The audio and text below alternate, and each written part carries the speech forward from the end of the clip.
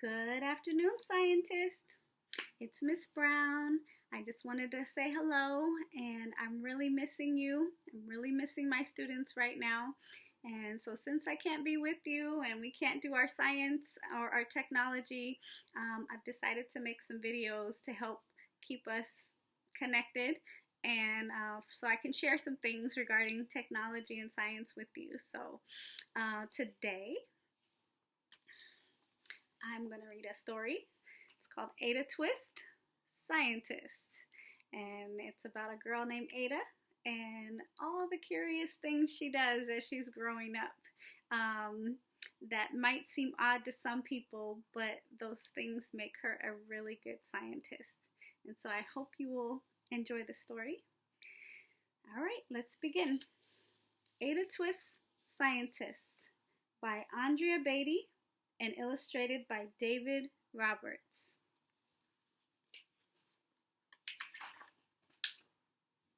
Ada Twist, Scientist. Ada Marie said not a word till the day she turned 3.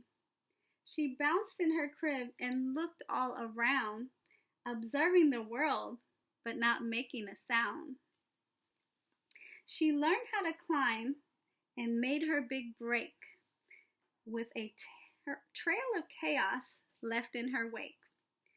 She ran through the day, chasing each sound in sight, and didn't slow down till she conked out at night. You see little Ada up on the dresser, asleep?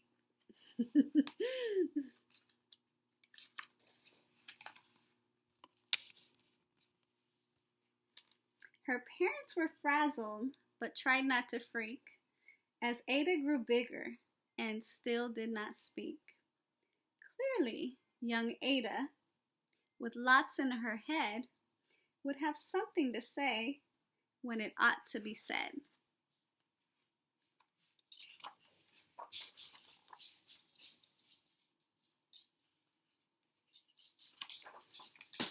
That's just what happened when Ada turned 3.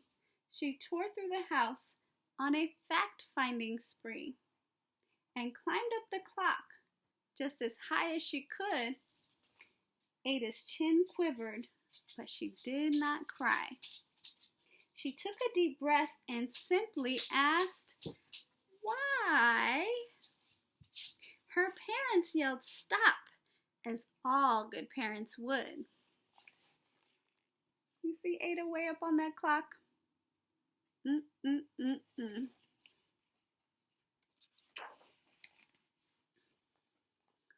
Why does it tick and why does it talk? Why don't we call it a granddaughter clock? Why are there pointy things stuck to a rose? Why are there hairs up inside of your nose? She started with why, and then what, how, and when. By bedtime, she came back to why again.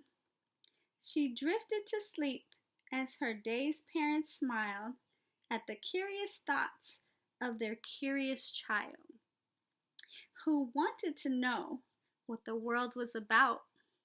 They kissed her and whispered, "You'll figure it out."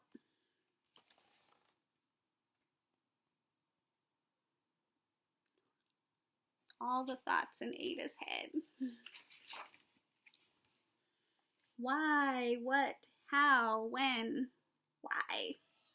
Her parents kept up with their high-flying kid, whose questions and chaos both grew as she did. You see Ada with the turtle?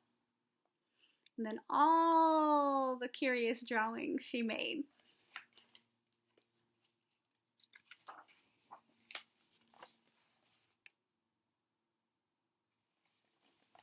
Even Miss Greer found her hands quite full when young Ada's chaos wreaked havoc at school. Sound familiar? But this much was clear about Ada Twist. She had all the traits of a great scientist. You see Ada opening up all the bottles, making a mess.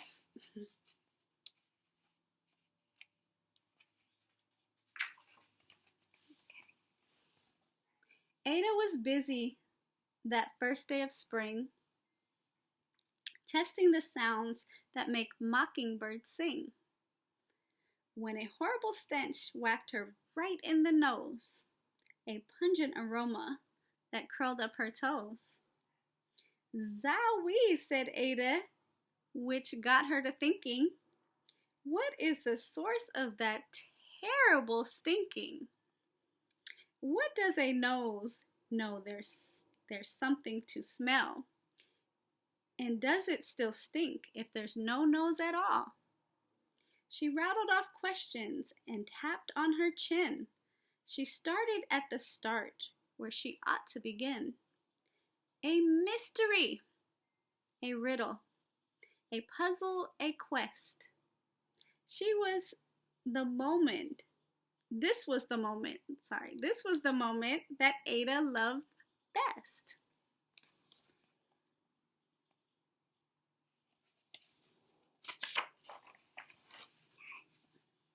Ada did research to learn all she could of smelling and smells, both the stinky and good. One hypothesis Ada thought could be true. The terrible stink came from Dad's cabbage stew. She tested and tested, but soon Ada knew it was time to come up with hypothesis 2.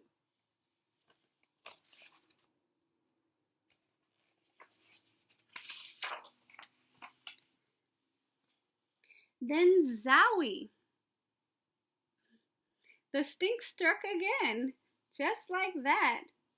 Hypothesis 2. It's caused by the cat. The cat couldn't make such a stink on its own. It needed perfume and some fancy cologne. So young Ada tested. The test was a flop. She started again, but her parents yelled, "Stop!"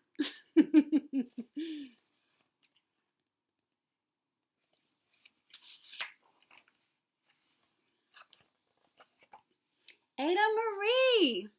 Ada Marie! To the thinking chair now, by the time we count to 3. Enough, said her mother. That's it, said her dad. Her parents were frustrated, frazzled, and mad. Why? Ada questioned. Her mother said no. What? Ada queried. Her father said go. You've ruined our supper. You've made the cat stink. Enough with your questions. Now sit there and think.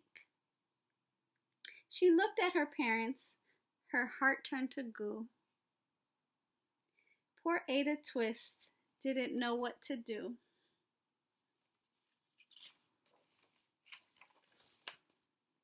Let me show you Ada. She's sulking off to the corner. And there she is in the thinking chair. She sat all alone by herself in the hall, and Ada once more could say nothing at all.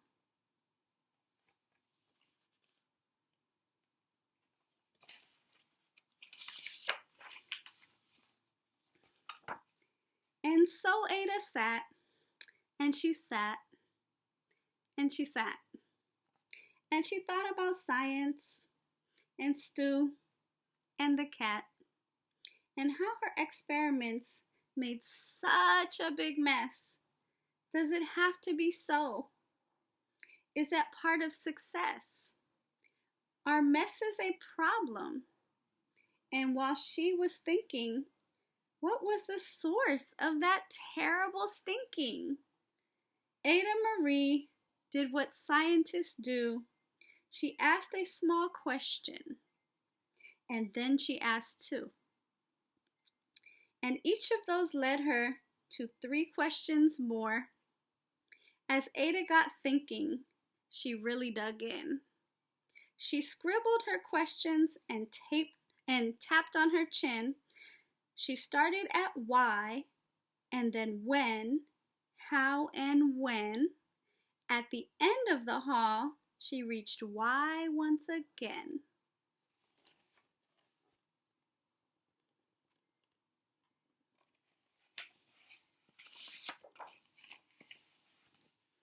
Her parents calmed down and they came back to talk. They looked at the hallway and just had to gawk. No patch of bare paint could be seen on the wall. The thinking chair now was the great thinking wall. They watched their young daughter and sighed as they did. What would they do with this curious kid? Who wanted to know what the world was about? They smiled and whispered, "We'll figure it out."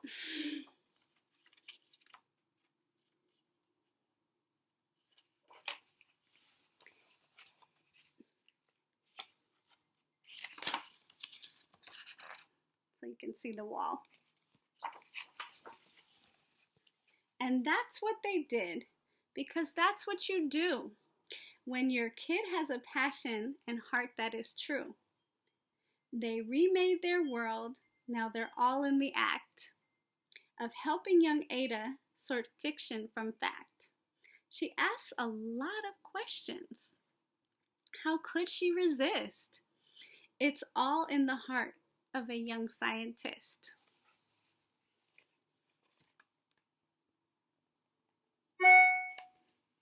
And there's Ada up on the ladder. She's drawing more pictures.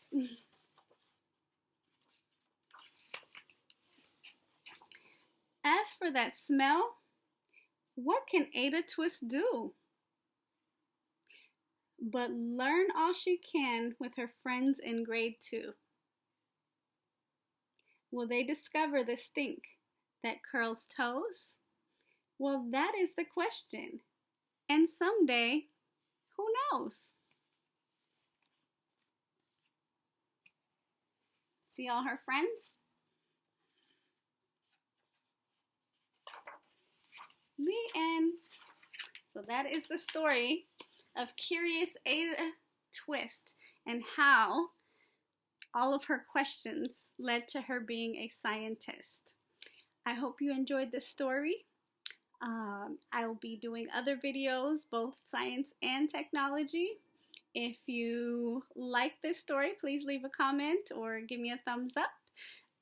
Also, if you have ideas of videos you'd like to see, please also put that in the comments. So I hope that you're doing well, and I hope that we're back together soon. Take care and see you next time.